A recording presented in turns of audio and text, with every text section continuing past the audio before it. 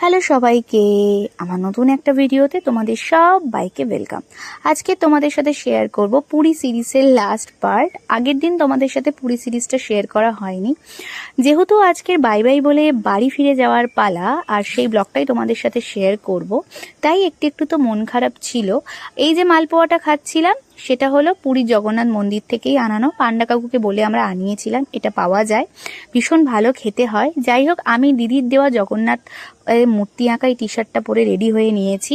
আমার খুব ইচ্ছে ছিল পুরীতে গিয়ে এবার আমি আমার জন্য একটা জগন্নাথের মুখ আঁকা টি শার্ট কিনবো, কিন্তু আলটিমেটলি দেখলাম আমার এই শখটা দিদি কিভাবে বুঝতে পেরেছে, নিজে থেকেই কিনে এনে দিয়েছে, আমাকে আর কিনতে হয়নি। যাই হোক, সবার যখন হয়তো অল্প অল্প মন খারাপ, আমার তখন অনেকটা বেশি মন খারাপ। তার দুটো কারণ আছে। একটা কারণ হলো ফ্যামিলির সাথেই প্রথমবার একটা কোথাও ট্রিপে আসা, সেটার জন্য খুব এক্সাইটেড ছিলাম প্রথম থেকে। আর যখন ফিরে যাচ্ছি, আবার কবে আসতে পারবো সেটা তো জানি না, সব কিছুই তো ভগবানের ইচ্ছা, তিনিই তো সব কিছু সুযোগ করে দেন। আর দ্বিতীয় কারণটা হচ্ছে যে সবার সাথে আমি হয়তো বাড়ি ফিরে যাব, যে মানুষটার সাথে আমি বাড়ি ফিরতে পারবো না বা বাড়ি ফিরে আমার দেখা হবে না, সেটা হলো দীপ। দীর্ঘ 9 বছর ধরে এই লং ডিস্টেন্স রিলেশনশিপের এই সময়টা আমার কাছে খুবই কষ্টের। সবাই যখন একসাথে মানে আমরা ফিরে যাই, তখন হয় আমাকে কখনো সময় একা ফিরতে হয় বাড়ির দিকে, কখনো বা দীপকে একা ফিরতে হয় বাড়ির দিকে।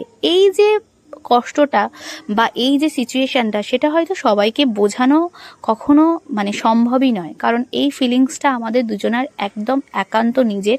যেটা হয়তো প্রকাশ করা হয়তো মাঝে মধ্যে ইজি হয়, কিন্তু মানুষকে বোঝানোটা সেটা খুবই কষ্টের হয়।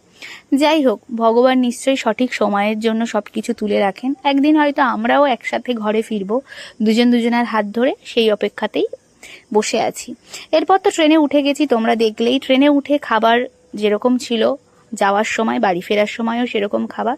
তবে আমরা এক্সপেক্ট করিনি যে বন্দে ভারতের দিনকে আমাদের লাঞ্চ, স্ন্যাক্স, তার সাথে সাথে ডিনারটাও দেবে।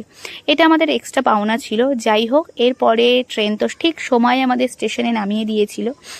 এই ইন্ডিয়ার ফ্ল্যাগটা যখন উঠছিল, তখন এটাকে আমি ক্যাপচার না করে থাকতে পারলাম না। আমার সত্যি রীতিমতো গায়ে কাঁটা দিচ্ছিল। তারপরে আমরা গাড়িতে উঠে গেলাম, সবাই প্রচুর গল্প হাসাহাসি করে বাড়িতে ফিরছিল।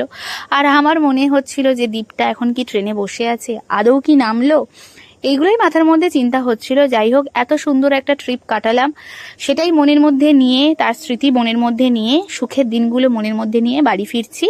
দেখা হবে আবার হয়তো সবাইয়ের কোনো একটা ট্রিপে বা কোনো অনুষ্ঠানে। যাই হোক, তোমাদের এই ব্লগগুলো কেমন লাগে